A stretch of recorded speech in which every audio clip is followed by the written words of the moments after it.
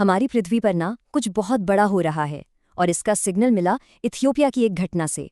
23 नवंबर को इथियोपिया का हाईली गुब्बी ज्वालामुखी फटा और आवाज ऐसी जैसे कोई बम फटा हो। सोचिए 50,000 फुट ऊंचा राख का बादल, इतना बड़ा कि स्पेस से भी साफ दिख रहा था। और ये राख का बादल एक बहुत बड़ी मुसीबत बन गया। इसने कई महाद्वीपों में फ्लाइट्स रोक दी। लेकिन ज्वालामुखी की राख प्लेन के लिए इतनी खतरनाक क्यों होती है? लगती तो सिर्फ धूल है।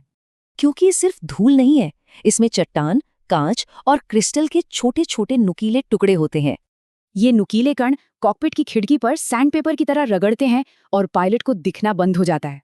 और खतरा तो और भी बड़ा है, ये राख जेट इंजन में पिघलकर उसे हवा में ही बंद कर सकती है।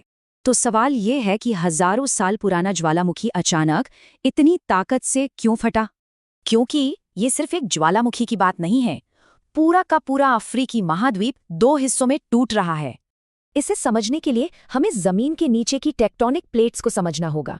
अफ्रीका की जो विशाल प्लेट है ना, वो धीरे धीरे 2 नई प्लेट्स में टूट रही है, नूबियन और सोमाली। और ये अलगाव हो रहा है एक बहुत बड़ी दरार के सहारे, जिसे ईस्ट अफ्रीकन रिफ्ट कहते हैं। ये रिफ्ट कोई छोटी मोटी दरार नहीं, पूरी 6,000 किलोमीटर लंबी है, लाल सागर से मोज़ैम्बिक तक। और मजे की बात तो ये है कि अफ्रीका के कई फेमस लैंडमार्क्स जैसे माउंट किलिमंजारो ठीक इसी दरार पर है। वैसे ये प्लेट्स बहुत धीरे खिसक रही हैं, उतनी ही स्पीड से जितनी स्पीड से हमारे नाखून बढ़ते हैं। लेकिन इस धीमी गति से जबरदस्त प्रेशर बनता है, जो ज्वालामुखी बनकर अचानक फट पड़ता है।